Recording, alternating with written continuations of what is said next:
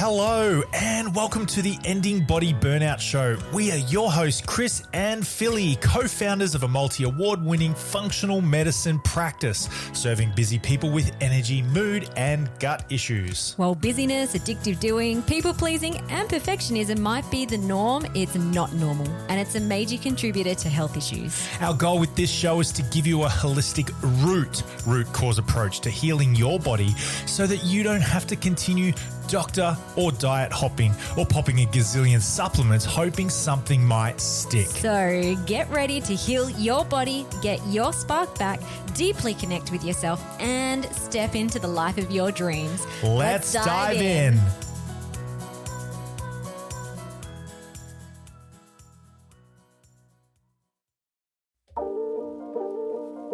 G'day guys and welcome to the Ending Body Burnout Show. I'm Chris, I'm here with Philly and we've got a really good episode for you today. Something that Philly geeks out on.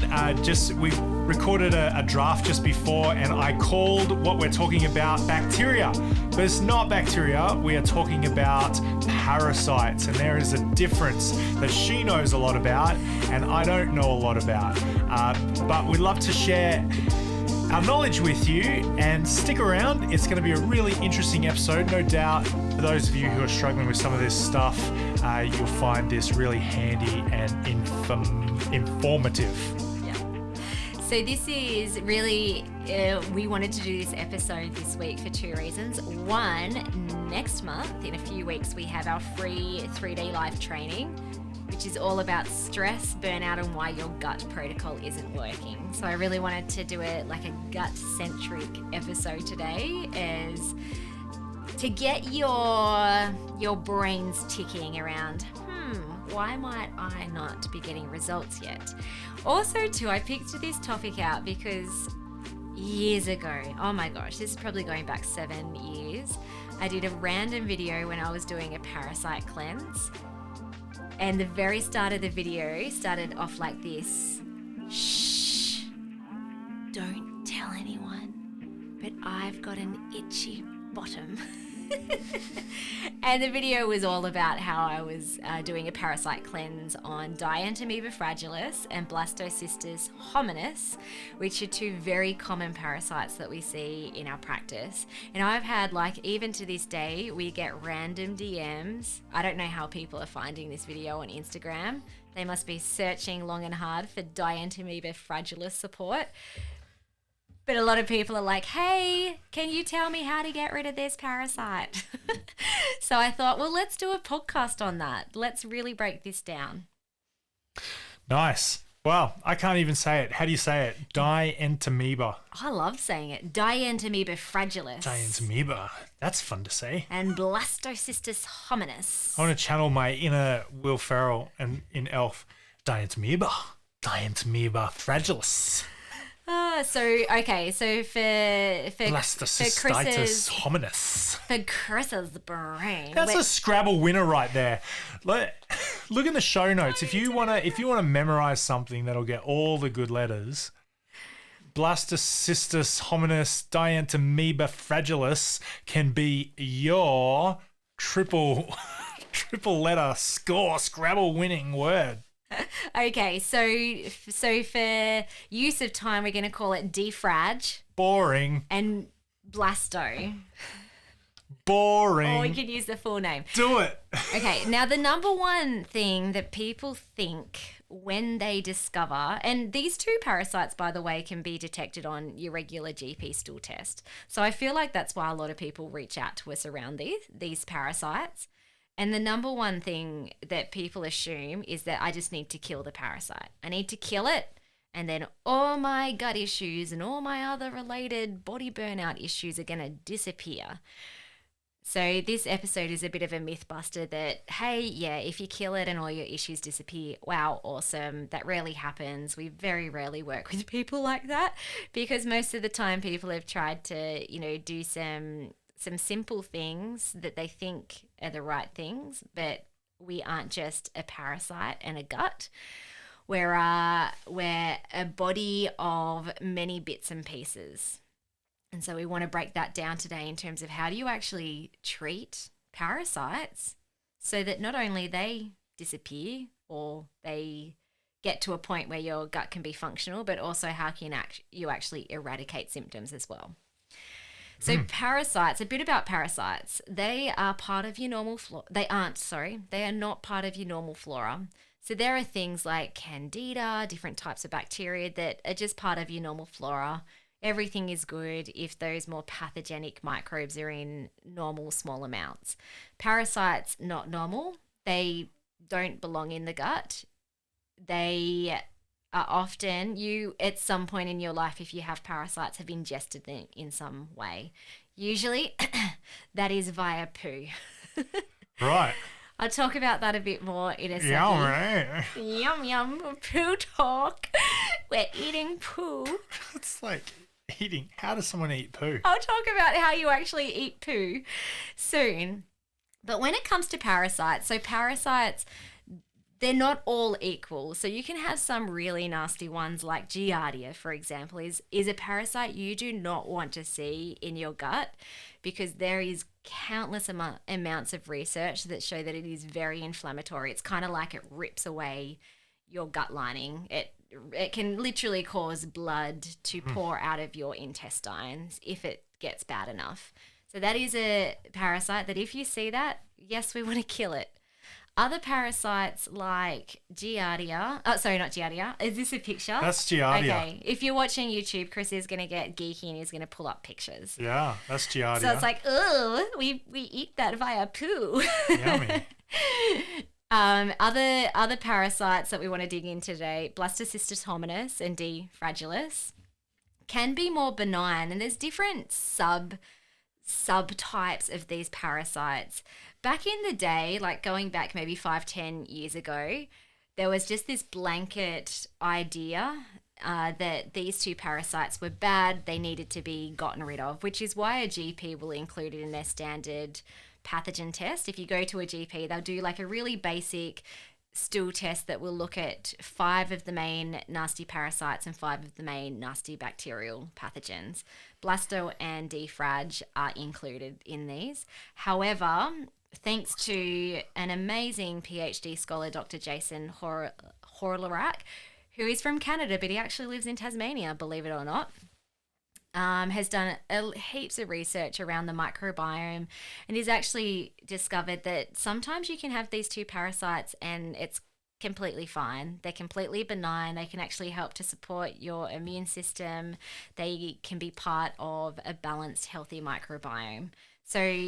So I wouldn't jump the gun that if a GP has done a poo test, or maybe even your naturopath or functional medicine practitioner, it's not always about kill these guys. We're looking at other markers. We're looking at symptomology, your own symptomology. We're looking at how you're showing up as a holistic whole. So that is my first piece of advice, is it's not always about killing these guys. When they may become an issue, as I said, there's different types of substrates that can be more inflammatory. But what I find is people who have a really suppressed immune system, so you can discover that on a comprehensive stool test as well. So if your secretory IgA is very suppressed, then it can often mean that your immune system in your gut lining is really struggling to create a healthy balance in the gut, in which case, do we need to kill off those parasites or do we need to support the gut? Maybe both, maybe one only, depending on someone's symptomology. Another thing is, like, I'm always looking at what amounts are these parasites showing up. So again, with a GP stool test, it will usually only, like, those basic stool tests will just show if it's positive or negative. It's not really showing at what units those parasites are in. So on the complete microbiome mapping stool test that we do, I think over 1 is considered maybe considered pathogenic. So if someone's like, oh yeah, you've got Blasto and D-Frag, but it's only at like 5 points, I'm like, we probably don't really need to go in guns blazing and like slaughter the crap out of these crappy parasites so that your crap is like healthy. Just trying to use that pun in as many times as possible. However, sometimes I've seen like one or both of these parasites in the hundreds. And this person, like these clients, like diarrhea, worse gut issues, chronic fatigue. Right. Yeah, okay. I'm like, it makes a lot of sense that we're going to do a parasite cleanse now. Let's kill these buggers, or at least get them to a level that they're low. They're back down to like a normal, healthy range that can live in coexistence with your other microbiome. Okay. So some other things. Can I just ask a question? Go for it. How common is it that you'll get freak out after a GP stool test like that? So common, because most people who get a GP stool test have pretty chronic or severe gut issues. Yeah, okay. A GP will rarely run it just for like general health. If someone goes to a GP for like, oh, I'm fatigued, they're not going to be like, oh, that might be a parasite. So it's very rare that they run stool tests. But if you've got a lot of gut issues, that if you have a good GP, they will. Not all GPs do. Sometimes, like, I'm surprised if a client comes to us and they've seen their GP and they've run a bunch of tests and I'm like, where's your basic stool test? Like, I don't know, didn't say anything about doing it, or she. Now, so these parasites can be inflammatory if they're in very high amounts, if your immune system is low, if you've got the type of substrate that is more inflammatory, because what the parasites are doing is they're literally spinning off toxic metabolites. And in the same way that you may be sniffing chlorine, probably unintentionally, these parasites are creating its own toxic waste in your gut as well, which then absorbs through your gut lining into your bloodstream, overloads the liver, and so it can cause a lot of systemic symptoms.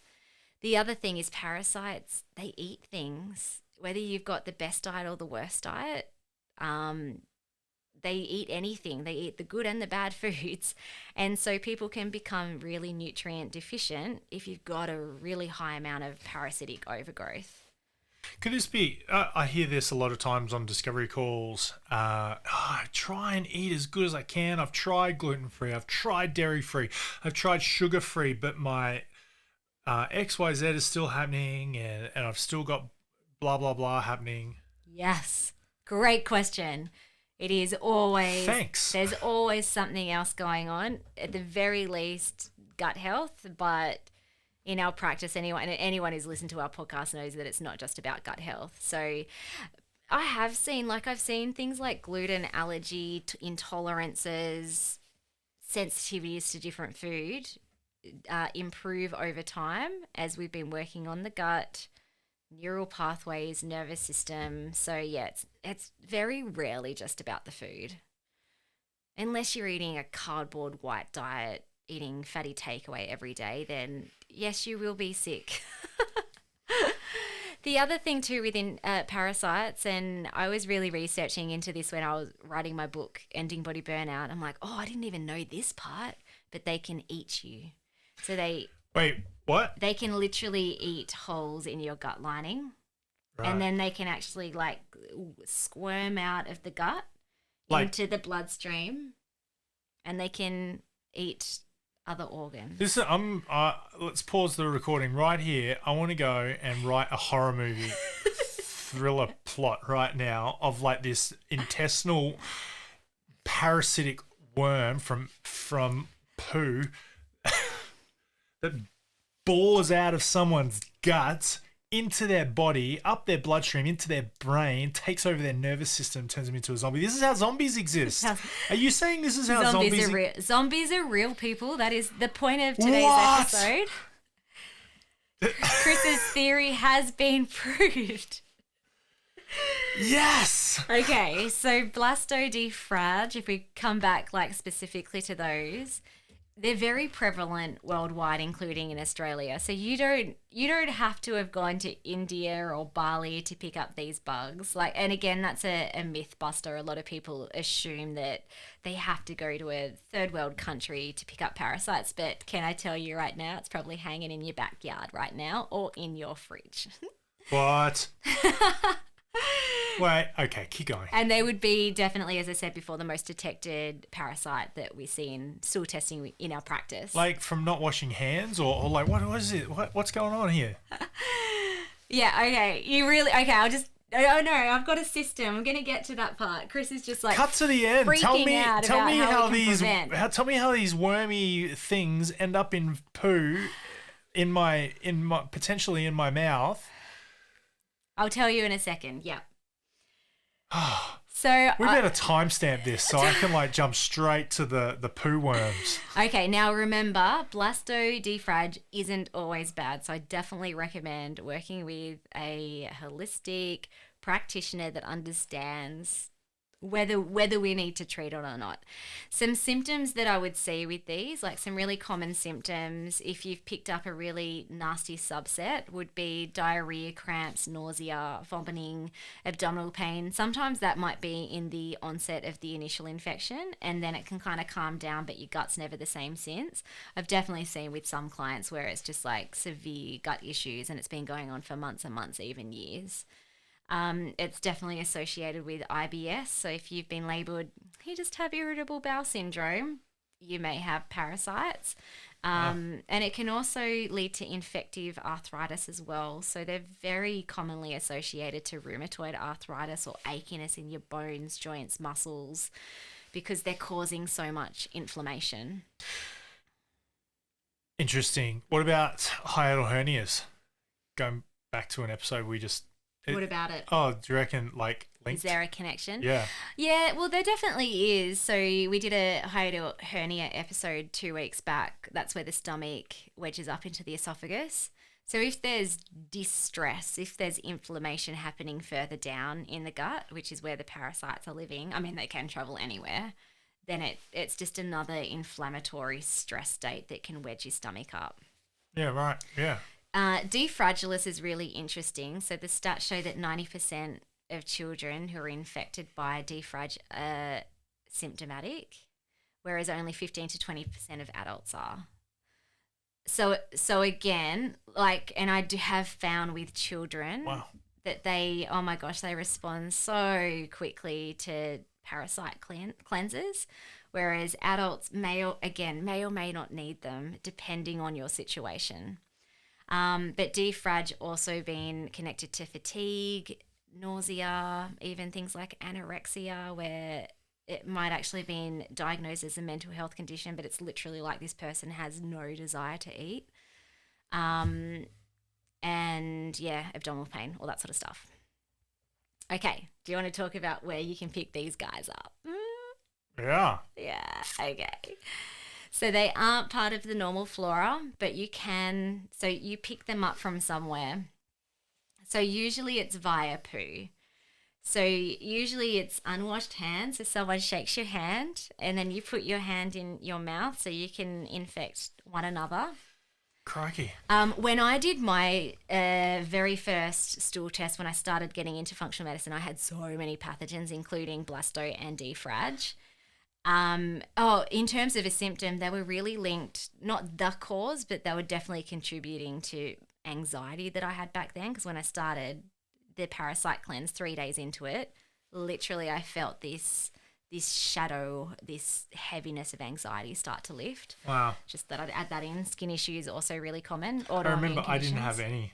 Yeah, that's what I was going to say. So then I'm like, oh my gosh, well, if I'm going to go to the I'm a picture of health. Ladies and gentlemen, I'm Adonis. If I'm going to go to the extent of really like making sure I support my gut health, then I don't want Chris infecting me. So I made him do a stool test at the same time. You loved it, didn't you? And yeah, he had none of the pathogens Back up, that girlfriend. I do. Don't touch me with those pooey hands. So the moral of that story is that Look Chris at this. Look at my protector. I have a poo protection device. I've got my beard and my moustache. Look at that. Okay. The moral of that story is that Chris's immune system was functioning better than mine was. My nervous system was so dysregulated, which suppressed my immune system, which meant that if I ingested some of these pathogens, they were more likely to take camp in my gut as opposed to his. Very interestingly, I also, around the same time, my mum and my sister were like, oh, this sounds interesting. What can I test? I'm like, here, do this stool test and a few other ones. Mum, On one of my sisters, we almost had the identical stool tests, which was crazy. What do you girls do in your family? Just sit around and just like, I don't know. Yeah, it's just like kissing each other or Taste my something. fingernails. Well, no, I reckon it was an environmental exposure growing up, probably, Yeah. and we'd been carrying these pathogens for a farm. very long time. Okay, so you could pass it through your hands if your hands are unwashed. Someone has a little poo particle that has a parasite inside it. Really commonly too, we pick it up from animal poo, bird poo, which often is picked up or ingested when we're eating unwashed produce. So if you want to try and prevent, make sure you wash your veggies, your fruits really well, even if they've been sprayed with pesticides and all that sort of stuff. Especially if they've been washed with pesticides. yeah. Wash that crap. I don't know. Oh, gee, I'd probably have to do some research around this. I'm not 100% sure if that sort of stuff kills parasites, Wait, what? like Roundup and stuff like that. You're rightio. May do. Another thing too, soil. So if you do a lot of gardening, you may be ingesting it through there, and also water. A lot of clients have developed these parasites and other things through untreated tank water, because birds can poo in there or things can kind of fester in the water tank. So wanting to make sure you're treating your water in a natural way. We also had a client once who every day he'd go and row. He'd row and he'd take a little. He'd just fill his empty drink bottle up in the lake water, drink it. Beautiful, beautiful Tassie mountain lake full of crap. Okay, over the months, the water bottle started growing seaweed or something green inside it. Anyway, he had some very severe gut issues after that. Mm-hmm. So yeah, we don't want to do that. Mm-hmm. Wow. Okay. So in terms of testing for them, I mentioned that before, you could start off with a standard GP test, but it's going to have limited information in terms of the amount of overgrowth that's there. Sometimes the GP tests aren't super sensitive either. So the functional lab tests, we use PCR DNA detection, where it doesn't really matter if those pathogens have died off in the post or while waiting to get tested. They're actually looking for the DNA cells of them. So they're a lot more sensitive. So I'd definitely be looking at doing a complete stool test though, so you can measure the amounts, and you can also look at what else is happening. Where's your immune system? Is there inflammation in the gut? Is there blood showing up? Are your beneficial bacteria depleted, or are they really healthy? Are there other types of pathogens showing up like candida or bacterial overgrowth? Because then that's going to determine whether you need to kill them or whether it's going to be more supportive and more beneficial supporting around the parasites. Okay. Treatment, because this is probably the number one question that, if I get a DM in Insta, it's like, how do I treat it? And I'm like, well, for anyone who's been listening so far, it's not as simple as like just take some antibiotics or do like a herb. So again, before you jump the gun, is it necessary that you need to kill blasto or defrag? Maybe, maybe not. But also too, before we jump into gut work, we always work on the neuroendocrine system first.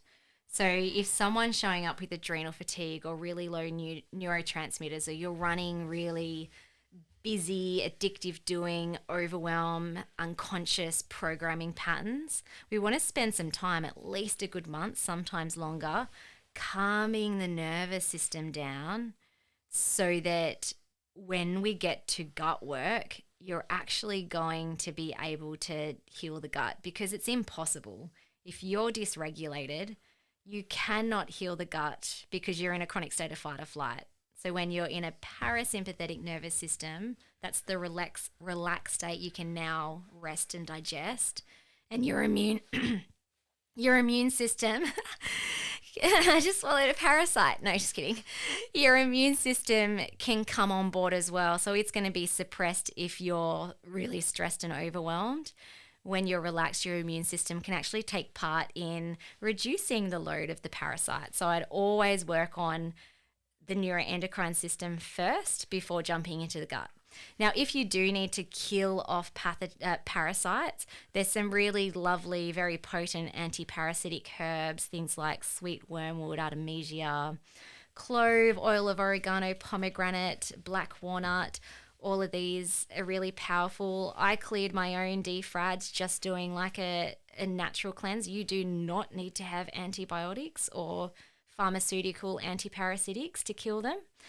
I actually wouldn't recommend doing it for these parasites anyway. Maybe if you have Giardia and you've got really bad symptoms, I'm like, just kill them off straight away and then restore the gut. But for Blasto, defrag, I'd always tend to verge on the natural side.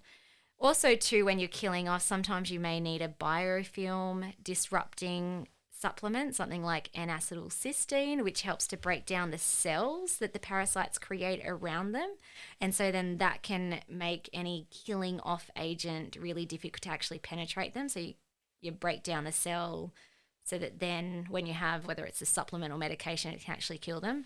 Some people really love doing hydrocolonics enemas while doing a parasite cleanse as well. That's not usually part of our protocol. Unless someone's super keen, then there's lots of people that can flush some water up your butt and pull everything out.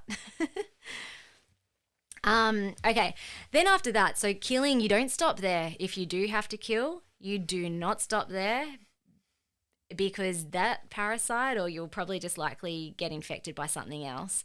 So you then want to look at, well, what other markers are showing up in your comprehensive stool test? If your microbiome's really low, you want to start restoring those with some really wonderful fermentable carbohydrate plant foods, prebiotics, supporting your immune system and making sure your digestive juices, so things like your stomach acid, digestive enzymes are supported as well.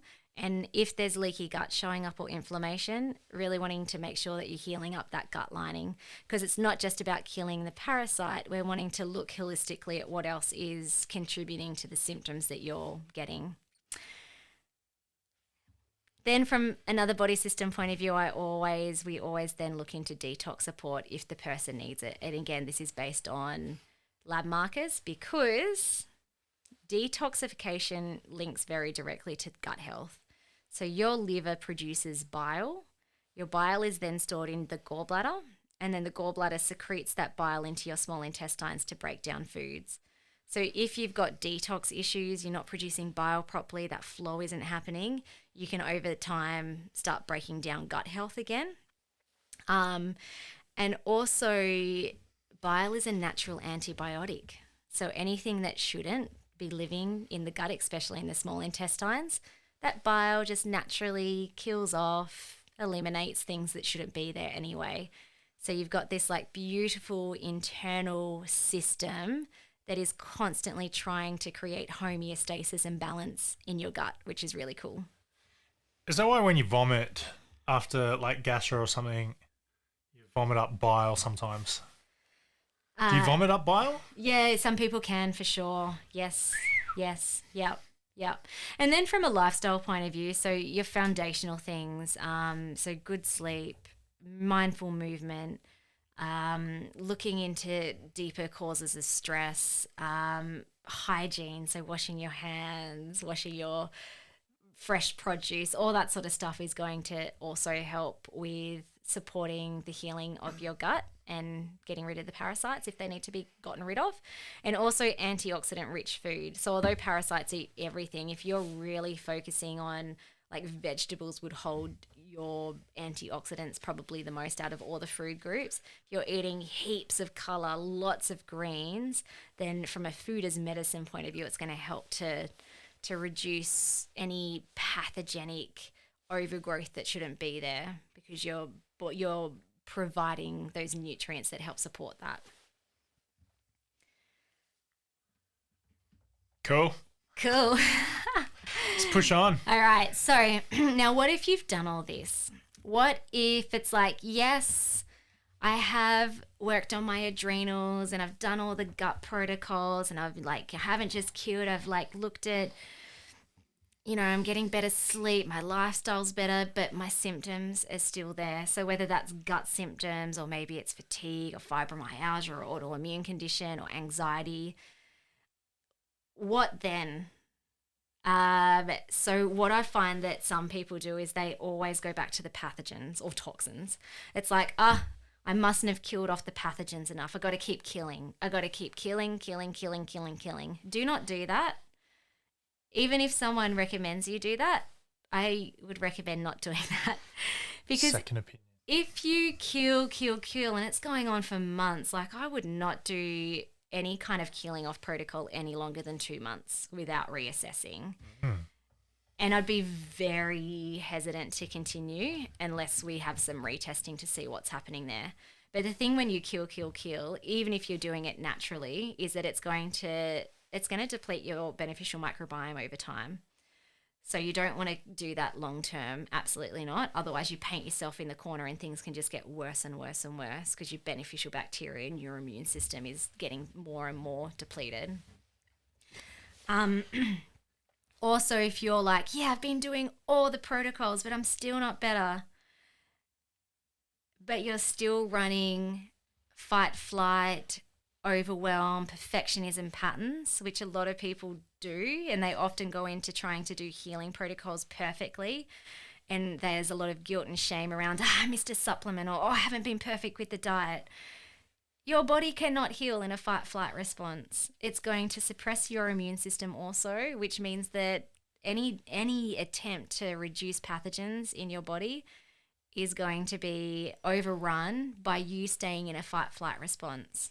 So be thinking about unconscious reprogramming in that point of view, and also brain rewiring. So this is really interesting. Sometimes you have done all the protocols and you've done a great job at it, and you do a retest and it's like the pathogens are gone. Oh, leaky gut's healed. My beneficial microbiome's getting better. Yet your symptoms are still there. That, my friend, is where you now need to break down old neural pathways and create new ones. So when you've had chronic issues for a long time, let's take bloating, for example. It's like, might have started because your gut was dysbiotic, you're in a fight-flight response, and then you started reacting to gluten, for example. It's like we clear up the gut, the body is now healthy, yet you're still having trouble with eating gluten. It's like, I don't know what's going on. Maybe I just can't eat gluten anymore. That is almost always a neural pathway that can be changed. So your brain over time has connected your gluten as a trigger, as a danger trigger. When you eat it, it then sends a signal down to your gut to bloat. So the pain is trying to get your attention that something is unsafe. And so the most wonderful thing I feel like in our program is that we literally see clients' chronic symptoms disappear really, really quickly when we tap into unconscious and brain rewiring. It is so amazing. So I definitely wouldn't stop at physical support if you still feel like there's symptoms. It is not your lot to continue living with symptoms and just managing them. You can absolutely rewire your whole self. We love to look at conditions and symptoms as like symbols as well, and deeper mental emotional causes. So if you have enjoyed this podcast and you want to know more about our holistic approach to healing, not just the gut, but body burnout in general. So that generally shows up as energy, mood, gut issues. We are running in a few weeks a 3-day live training called Stress, Burnout, and Why Your Gut Protocol Isn't Working. We're going to, on day 1, really look into the other body systems that often get missed when people are trying to treat their gut and other related symptoms.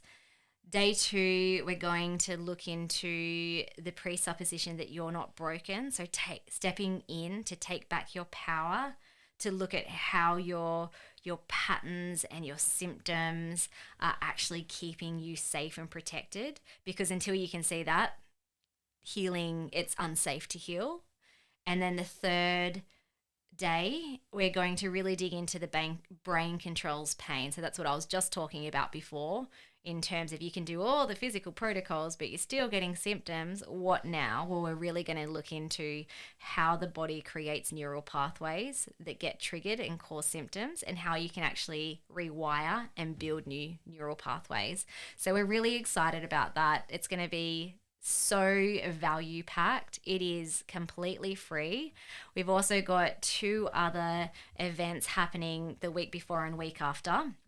We're like going gung-ho because it's Natural Medicine Week in May. And as an ambassador for natural medicine, I just love to get the good word out there on how we can heal our body holistically and naturally. So there's also a Communicating with Symptoms webinar. Now, this one does cost money. $27. It's actually going to be less a webinar, and it's going to be really meaty. It's going to be a workshop. You're going to learn how to actually learn what your body that is trying to say to you through your symptoms, through your emotions, through your sensations in your body, and how you can gather insights and learnings and also be able to switch off symptoms. And then I think it might be the 27th of May, we're going to do another webinar called 3 Steps to Ending Your Body Burnout, where we're going to take you through the exact steps that you need to end your body burnout for good and to find your beautiful spark. That one is free. So I'm going to put in the show notes a link to all 3 of those events if you would like some more help with this. And we also have our Ending Body Burnout method. If you would like to, you can jump onto the wait list for when we open doors again, which will be very soon. You can click this link that's in the show notes as well. It's right up in there for you to feel all the good things, get to the root cause of your body burnout and your symptomology. And if you're on the wait list, you will get access to some pretty cool early bird bonuses, a value of $500, which is like quite a lot when considering it's the quarter of the price of our semi-private option. So jump on the wait list.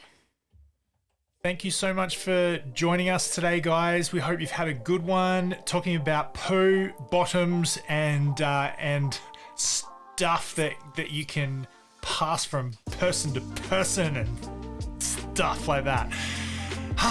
Good times. Hope you have the best day ever. We'll talk to you soon.